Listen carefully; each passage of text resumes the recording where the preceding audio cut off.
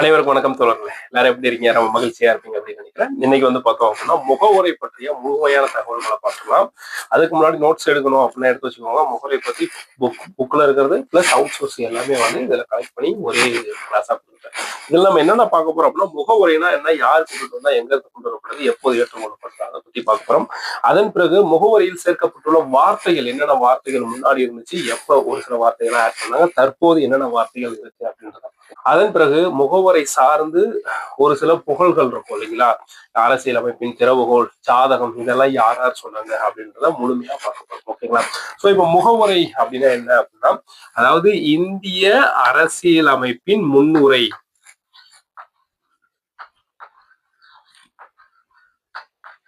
இந்திய அரசியலமைப்பின் முன்னுரை தான் என்னது, முகவுரை என்று அழைக்கப்படுகிறது.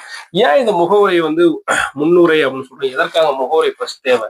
அதாவது இந்திய அரசியல் அமைப்புல இருக்கிற சட்டங்கள் இருக்கு இல்லையா, அதை பற்றிய ஒரு அறிமுக விளக்கம். ஓகேங்களா? இந்திய அரசியல் அமைப்பில் இருக்கும்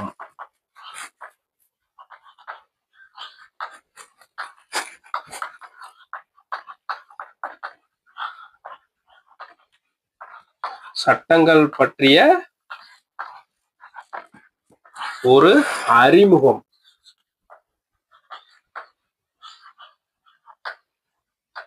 அறிமுகம் எங்க இருக்கும் அப்படின்னா முகவுரையில தான் இருக்கும். ஓகேங்களா? ஓகே, இந்த முகவுரைய யார் கொண்டுட்டு வந்தா? ஃபர்ஸ்ட் வந்து பார்த்தோம் அப்படின்னா 1946 டிசம்பர் 13 வந்து பார்த்தோம் அப்படின்னா நேரு அவர்கள், யாரு, ஜவஹர்லால் நேரு அவர்கள் என்ன பண்றாங்க அப்படின்னா ஒரு நோக்க தீர்மானம் அல்லது குறிக்கோள் தீர்மானம், நோக்க அல்லது குறிக்கோள் தீர்மானம் அப்படின்னு ரெண்டுமே எது வேணாலும் வரலாம்.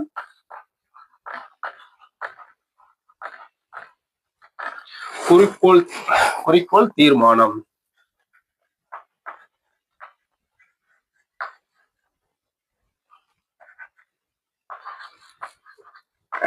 என்ற ஒன்றை அறிமுகம் பண்றாரு.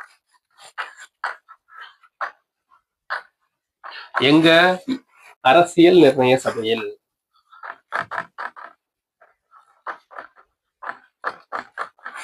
அரசியல் நிர்ணய சபையில என்ன பண்றாரு, ஜவஹர்லால் நேரு அவர்கள் நோக்க தீர்மானம் அல்லது குறிக்கோள் தீர்மானம் அப்படின்ற ஒன்றை அறிமுகம் செஞ்சு அரசியல் நிர்ணய சபையில முன்மொழிகிறார். எப்ப? 1946 டிசம்பர் 13. அடுத்தது 1947 ஜான்வரி 22 சில மாற்றங்களுக்கு உட்பட்டு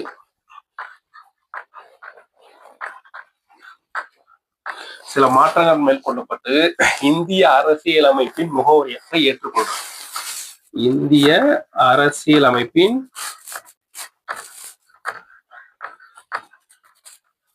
முகவரியாக என்ன பண்றாங்க, ஏற்பு. ஓகேங்களா? அதாவது ஜவஹர்லால் நேரு அவர்களுடைய நோக்க அல்லது குறிக்கோள் தீர்மானம் 1946 டிசம்பர் 13 அறிமுகப்படுத்தாங்க. எங்க? அரசியல் நிர்ணய சபை. அதாவது இந்திய அரசியல் நிர்ணய சபை அப்படிங்கிறது ஃபர்ஸ்ட் அரசியல் நிர்ணய சபை தான் இருக்கும். அதை பற்றி முழுமையான காணொலி இது முன்னாடி ப்ரீவியஸ் வீடியோ போட்டிருக்கோம். நம்ம வந்து பாத்தீங்கன்னா பாலிட்டி ரொம்ப டெப்தா பார்த்துட்டு இருக்கோம். ஓகேங்களா? பாலிட்டியில் அதிகமான கொஸ்டின்ஸ் கேட்கறாங்க அப்படின்றதுனால எக்காரணத்தை கொண்டு ஒரு சின்ன கொஸ்டின்ஸ் கூட வைக்கக்கூடாது அப்படின்றதுனால school book plus out sources சேர்ந்து ரொம்ப டெப்தா பார்த்துட்டு இருக்கோம். அதை பார்த்தீங்க அப்படின்னா உங்களுக்கு ஓரளவுக்கு நல்லாவே புரிஞ்சிடும். ஓகேங்களா? ஓகே, 1946 டிசம்பர் 13 நோக்க அல்லது குறிக்கோள் தீர்மானம் அப்படின்ற பெயர்ல ஜவஹர்லால் நேரு அவர்கள் என்ன பண்றாரு, ஒரு அரசியல் நிர்ணய சபையில அறிமுகம் செய்யறாரு அல்லது முன்மொழிகிறாரு. அது 1947 ஜனவரி 22 அவர் அறிமுகப்படுத்தியதுல ஒரு சில மாற்றங்களை ஏற்படுத்தப்பட்டு என்ன பண்றாங்க, அரசியலமைப்பின் முகவரியா ஏற்கப்படுது. இந்த முகவரை வந்து இருக்கு இல்லைங்களா, இது எதை மாதிரியாக கொண்டு உருவாக்கப்பட்டது? அதாவது முகவரை இப்ப நம்ம அரசியலமைப்புல ஒவ்வொரு டாபிக்கும் ஒவ்வொரு கண்ட்ரிகள் எடுத்துருப்போம் இல்லைங்களா, அது மாதிரி முகவுரை வந்து எதை சார்ந்து உருவாக்கப்பட்டது அப்படின்னா, அதாவது இந்திய அரசியலமைப்பின் முகவுரை வந்து பார்த்தோம்னா அமெரிக்க அரசியலமைப்பு மாதிரியை கொண்டது. அதாவது அமெரிக்க அரசியலமைப்புடைய மாதிரியை கொண்டது, அதாவது அரசியலமைப்பு அல்லது அரசியலமைப்பு முகவரி மாதிரியை கொண்டது அப்படின்னு சொல்றாங்க. காரணம் என்ன அப்படின்னா, முதல்ல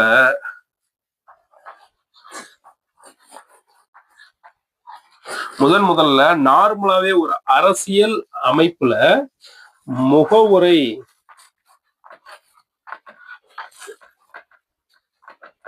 என்ற ஒன்றை உருவாக்கிய நாடு எதுனா அமெரிக்கா தான்.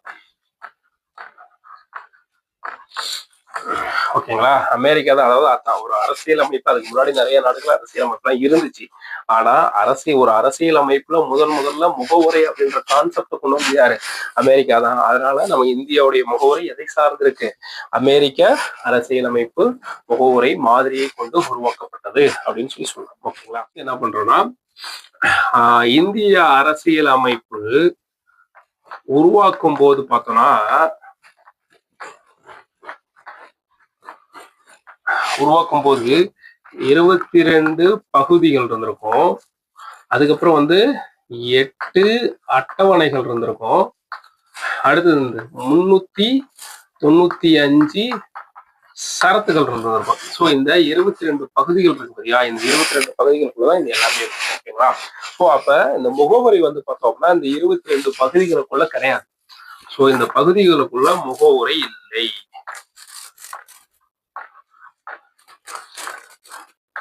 இது ரொம்ப இம்பார்ட்டன்டான டேட்டா. காரணம் என்ன அப்படின்னா ரீசெண்டாக எக்ஸாம்ஸ்ல கூட கேட்டிருந்தாங்க. அதாவது அரசியலமைப்பு உருவாக்கத்தின் போது உருவாக்கப்பட்ட 22 பகுதிகளுக்குள் கீழ்கண்டவற்றில் அடங்காதது எது? அடிப்படை உரிமைகள், அடிப்படை கடமைகள், அதுக்கப்புறம் பார்த்தோம் அடிப்படை உரிமைகள், அதன் பிறகு பார்த்தோம்னா குடியுரிமை, நீதிமன்றம், முகவுரை அப்படின்னு சொல்லி 4 கொடுத்தாங்க. அதுல முகவுரை அப்படின்றதான் சரியான ஆன்சர். காரணம் என்ன அப்படின்னா அரசியலமைப்பு உருவாக்கத்தின் போது இந்த 22 பகுதிகளுக்குள்ள முகவுரை இல்லை. இந்த முகவுரை இந்த 22 பகுதிகளுக்குள் இல்லாததுனால என்ன ஆகும்னா நீதிமன்ற புனராய்வுக்கு உட்படாது.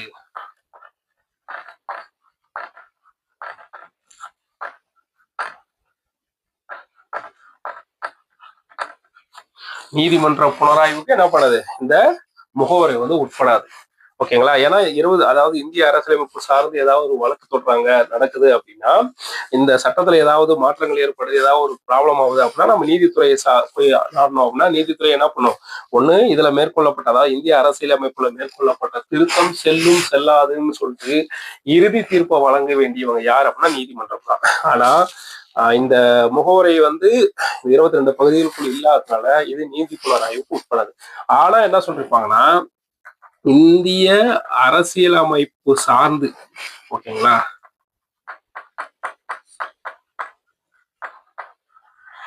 இந்திய அரசியலமைப்பு சார்ந்து ஏதாவது கருத்து வேறுபாடு, ஓகேங்களா, அதாவது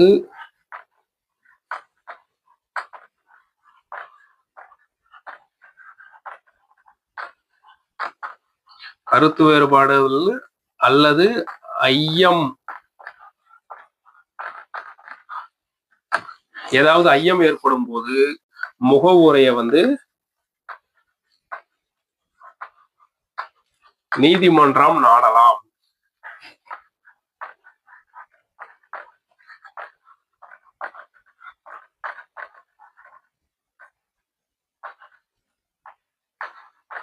நீதிமன்றம் என்ன பண்ணலாம்? நாடலாம். இந்திய அரசியலமைப்பு சார்ந்து, அதாவது அரசியலமைப்பு சட்டத்துல ஏதாவது கருத்து வேறுபாடு இல்ல ஐயம் நீதிமன்றத்துக்கே ஏற்படுதுன்ற போது நீதிமன்றம் என்ன பண்ணலாம்? முகவுரையை ஒரு கீ அப்படின்ற பட்சத்துல அதை ரெஃபர் பண்ணி ஒரு இறுதியான தீர்ப்பு வழங்கலாம். ஓகேங்களா, அதன் பிறகு அந்த முகவுரை என்ன சொல்லுது அப்படின்னா இந்திய அரசியல் அமைப்பின்படி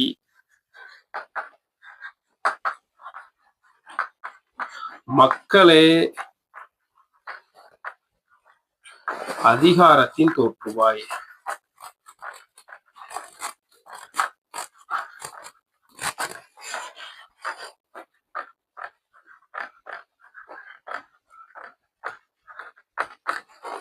மக்களை அதிகாரத்தின் தோற்றுவாய் என முகவுரை கூறுகிறது.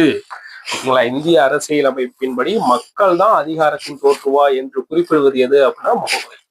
ஓகேங்களா, அடுத்தது 10வது என்ன சொல்லுதுன்னா 10வது பாயிண்ட், இந்திய அரசியல் அமைப்பின்படி முகவுரை முதல்ல என்னன்னு சொல்லி ஸ்டார்ட் பண்ணும். அதாவது இந்திய அரசியலமைப்பை ஓபன் பண்ண உடனே முகவுரையில இருக்கிற ஃபர்ஸ்ட் வாசகம் தான் இந்திய மக்களாகிய நாம்.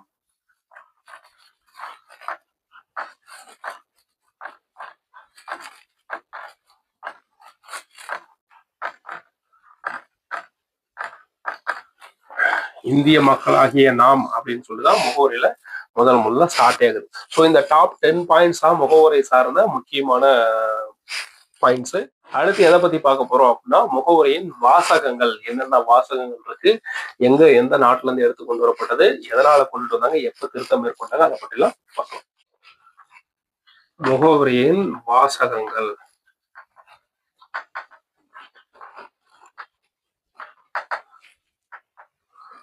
ஃபர்ஸ்ட் வந்து பாருங்க, சுதந்திரம்.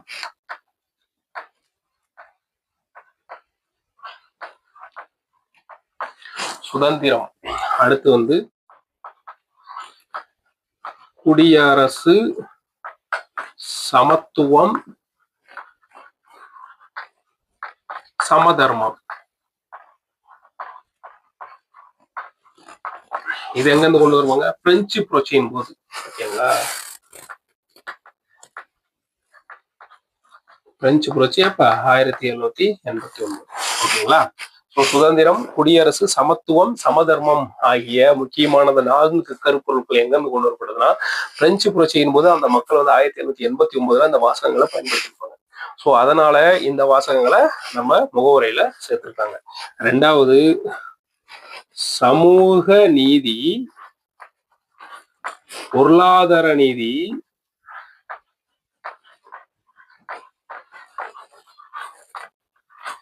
பொருளாதார நீதி. 3வது அரசியல் நீதி.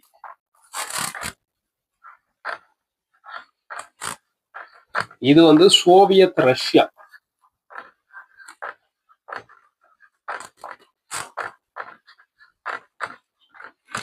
இந்த 3 முக்கியமான கருப்பொருட்கள் சோவியத் ரஷ்யாவிலிருந்து கொண்டு வரப்படுது. என்னது? சமூக நீதி, பொருளாதார நீதி, அரசியல் நீதி. அடுத்து வந்து பார்த்தோம்னா 26 ஜன் 1950 இந்திய அரசியலமைப்பு ஏற்றுக்கொண்ட போது என்னென்ன வார்த்தைகள் இருந்துச்சு அப்படின்னா, 1 இறையாண்மை,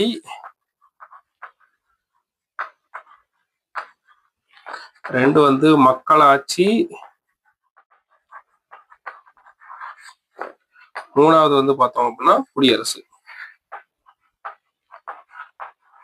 இந்த 3 வாசகங்கள் தான் இந்திய அரசியலமைப்பு ஏற்றுக்கொண்ட போது முக்கியமான வாசகங்களா இறையாண்மை, மக்களாட்சி, குடியரசு. 1976 42வது சட்ட திருத்தத்தின் போது என்ன பண்றாங்க? 3 வாசகங்களை ஆட் பண்றாங்க. என்ன வாசகங்கள்? சமதர்மம், மதச்சார்பற்ற,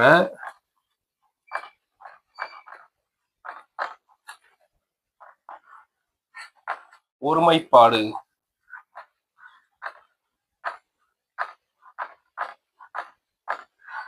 சோ இந்த 3 வார்த்தைகளை 1976 42வது சட்டத்தின்படி ஏற்றாங்க, அதாவது உள்ள இணைக்கிறாங்க.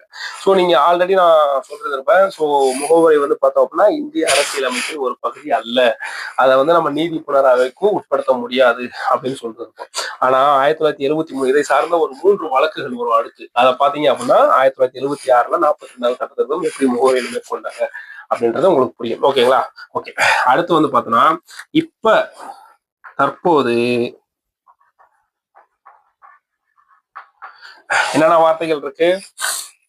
ஃபர்ஸ்ட் அந்த லைனா நிறைய டைம் வந்து இதை பாத்தீங்கன்னா லைன் மாத்தி கொடுத்து அடுத்த வார்த்தை கொலாப்சல கொடுத்து சரியான வார்த்தை எது, எந்த அமைவுல இருக்கு அப்படின்ற மாதிரி கேள்வி கேட்டிருக்காங்க. அதுக்கு மாதிரி பிளான் பண்ணிக்கோங்க. அதாவது இறையாண்மை,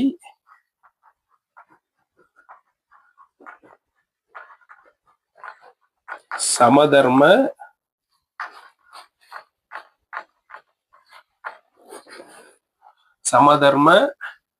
மதச்சார்பற்ற, மக்களாட்சி, குடியரசு.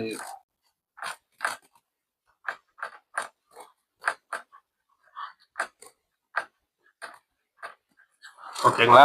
என்னது? இறையாண்மை, சமதர்ம, மதச்சார்பற்ற, மக்களாட்சி, குடியரசு அப்படின்னு சொல்லிட்டு தற்போதைய அந்த வரிசை அமைவு வந்து இருக்கு. சோ முக்கியமான வாசகங்கள் சுதந்திரம், குடியரசு, சமத்துவம், சம தர்மம் அப்படின்றது பிரெஞ்சு புரட்சியில முக்கியமான கருப்பொருள்களா இருந்ததுனால அதை வந்து எடுத்துக்கிட்டாங்க. ஸோ பிரெஞ்சு புரட்சி 1789 நடந்துச்சு. அடுத்து சமூக நீதி, பொருளாதார நீதி, அரசியல் நீதி, இது எங்க இருந்து எடுக்கப்பட்டது? சோவியத் ரஷ்யாவிலிருந்து எடுக்கப்பட்டது. 26 ஜனவரி 1950 இந்திய அரசியலமைப்பு ஏற்றுக்கொள்ளப்படுது. 3 வாசகங்கள் இருந்துச்சு. என்னது? இறையாண்மை, மக்களாட்சி, குடியரசு. இந்த 3 வாசகங்கள் இருந்துச்சு. அதன் பிறகு 1976 42வது சட்ட திருத்தம். முகவுரையில இது வரைக்கும் ஒரே ஒரு முறை மட்டும்தான் சட்ட திருத்தம் மேற்கொண்டிருப்பாங்க. எப்ப? 1976 42வது சட்ட திருத்தம். 42வது சட்ட திருத்தம் என்ன சொல்லுவாங்க? குட்டி அரசியல் அமைப்பு அப்படின்னு சொல்லுவாங்க. நம்ம அடுத்தடுத்த காணொலியில அந்த என்னென்ன சட்டங்கள் மேற்கொண்டாங்க இந்த 42வது சட்ட திருத்தம் அப்படின்றது பார்க்கலாம். Okay okay. இதுல என்ன பண்ணிருப்பாங்க? சமதர்மம், மதச்சார்பற்ற ஒருமைப்பாடு அப்படின்ற முக்கியமான 3 வார்த்தைகளை இந்த 3 வார்த்தைகளை ஆட் பண்ணி ஒரு 5 புதிய வார்த்தைகளை உருவாக்கி வந்திருப்பாங்க. என்னது? தற்போது இறையாண்மை, சமதர்ம, மதச்சார்பற்ற மக்களாட்சி குடியரசு அப்படின்னு சொல்லிட்டு இந்த வாசகங்கள்லாம் இருக்கு. ஓகே, அடுத்து முக்கியமான வழக்குகளை பத்தி பார்க்கலாம். முக்கிய வழக்குகள் மொத்தம் 3 வழக்குகள் தான். அதாவது முகவரை சார்ந்து நடைபெற்ற வழக்கு 3 வழக்குகள். 1 பெருபாரி வழக்கு. பெருபாரி வழக்கு எப்ப நடந்தது அப்படின்னா 1960 நடைபெறும். 2வது கேசவானந்த பாரதி வழக்கு.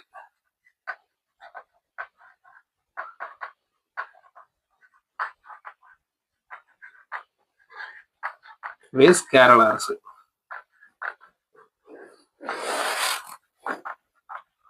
இது எப்ப தெரியுமா? 1973. ஓகேங்களா? 3வது எல்ஐசி வழக்கு. எல்ஐசி வழக்கு வெர்சஸ் இந்தியன் கவர்மெண்ட்.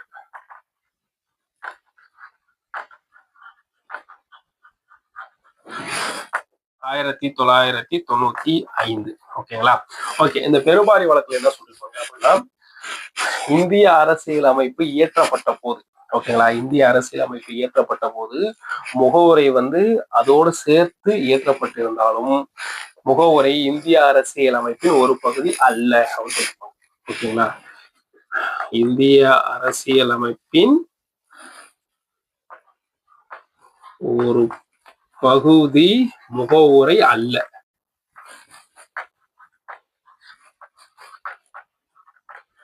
ஓகேங்களா?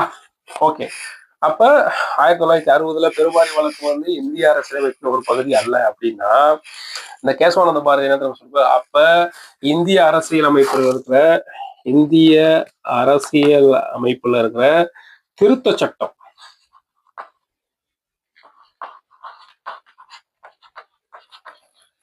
திருத்த சட்டம் 368 இந்த முகவுரைக்கு செல்லுமா செல்லாதா அப்படின்னு ஒரு கேள்வி எழுப்பியிருப்பார். இந்த கேள்வி எழுப்புனதுனால என்ன ஆகும்னா, உச்ச நீதிமன்றம் இந்த தீர்ப்பு இருக்கு பாத்தீங்களா, முன்னாடி இருந்த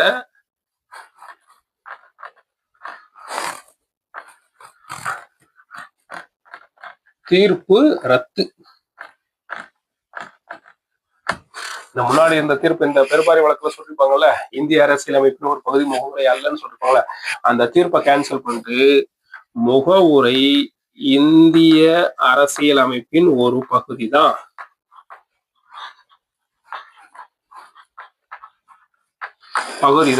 அப்படின்னு சொல்லி தீர்ப்பு வழங்கினாங்க. ஓகே, அப்ப முகவரை இந்திய அரசியலமைப்பின் ஒரு பகுதி தானா, என்ன பண்ணலாம்? சட்ட திருத்தம் மேற்கொள்ளலாம். ஆனா அந்த சட்ட திருத்தம் எப்படி இருக்கணும்னா, சட்ட திருத்தம் மேற்கொள்ளும் போது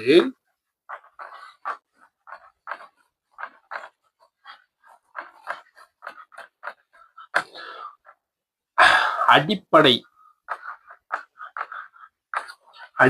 கட்டமைப்பு மாறாம இருக்கணும்.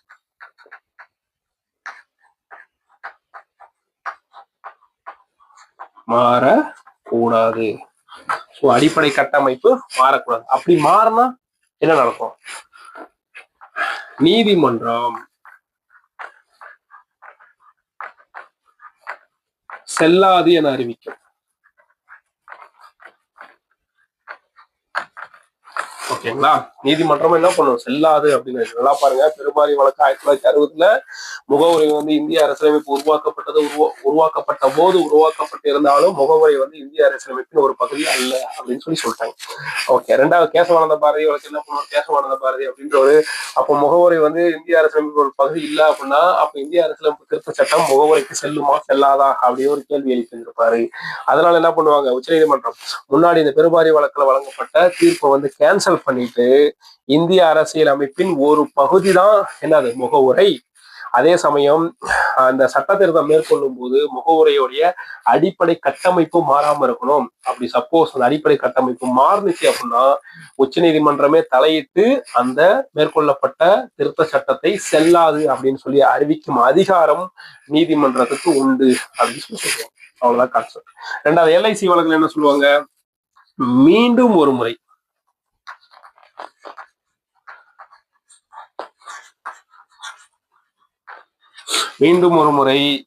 இந்திய அரசியலமைப்பின் ஒரு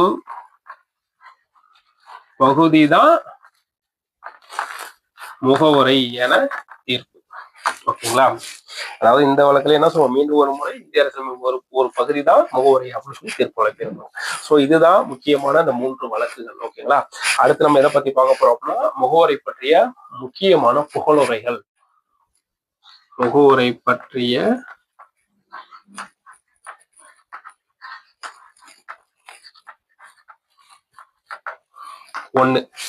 முகவுரை பற்றிய முக்கியமான புகழுரைகள் என்னது?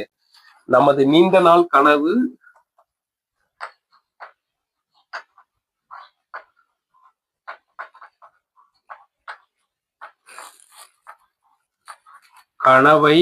பிரதிபலிக்கிறது.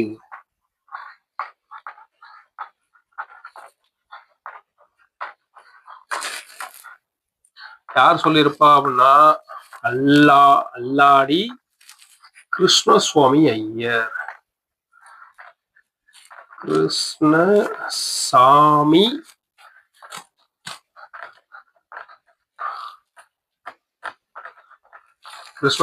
ஐயர் அப்படின்றவரு ஃபர்ஸ்ட் சொல்லியிருப்பாரு. நமது நீண்ட நாள் கனவை முகவரை பிரதிபலிக்கிறது அப்படின்னு சொல்லிட்டு அல்லாடி கிருஷ்ணசுவாமி ஐயர் சொல்லியிருப்பாரு. ரெண்டாவது பெரும் மதிப்பு வாய்ந்த பகுதி இந்திய அரசியலமைப்பின் பெரும்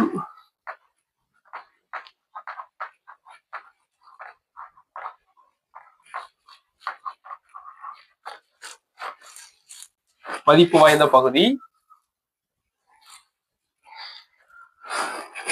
அடுத்தது இந்திய அரசியலமைப்பின் ஆன்மா, இந்திய அரசியலமைப்பின் வழிகாட்டி, இந்திய அரசியலமைப்பின் சொற்களஞ்சியம்,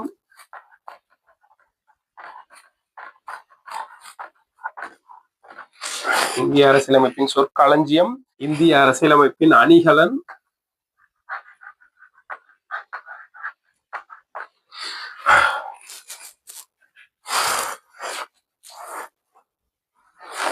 இந்திய அரசியலமைப்பின் திறவுகோல்,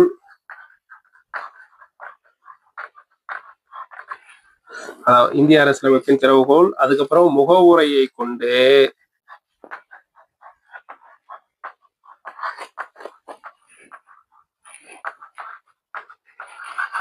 இந்திய அரசியலமைப்பு மதிப்பிடப்படுகிறது.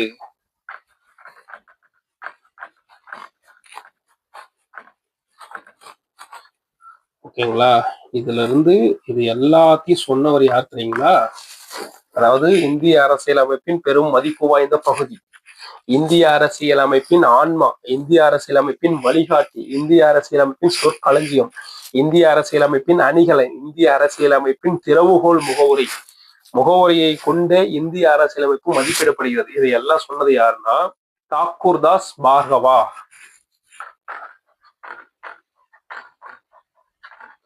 தாக்கூர் தாஸ்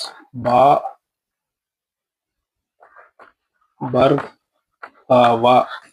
ஓகேங்களா? தாக்கூர் தாஸ் பார்கவா அப்படின்றவர் தான் என்ன பண்ணிருப்பாரு? இது எல்லாத்தையுமே சொல்லியிருப்பாரு. மூணாவதா வழக்குகளின் சொர்க்கம்.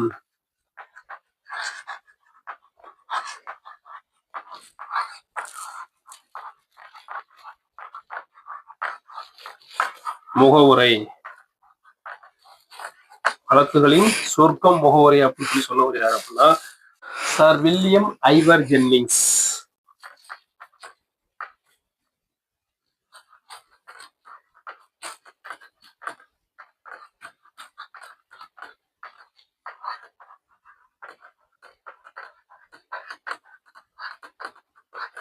Sir William Ivor Jennings. Fourth, அரசியலமைப்பின் அடையாள அட்டை.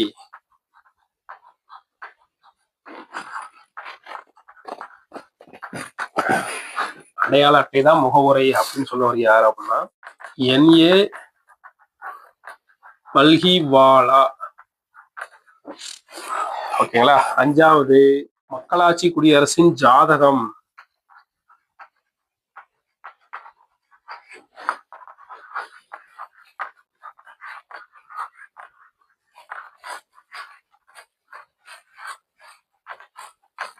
ஜாதகம் தான் முகவுரை அப்படின்னு சொன்னவர் K.M. முன்ஷி.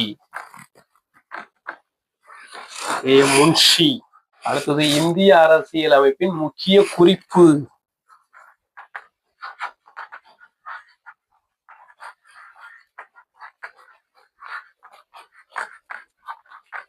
அதாவது கீ நோட். கீ நோட் தான் முகவுரை அப்படின்னு குறிப்பிட்டவர் எர்னஸ்ட் பார்க்கர்.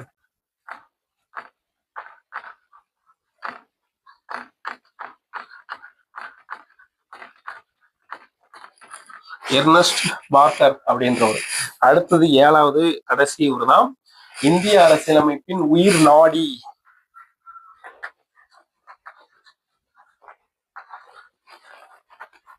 உயிர் நாடி என்னது முகவுரை அப்படின்னு சொன்னவர் எம் ஹிதயதுல்லா.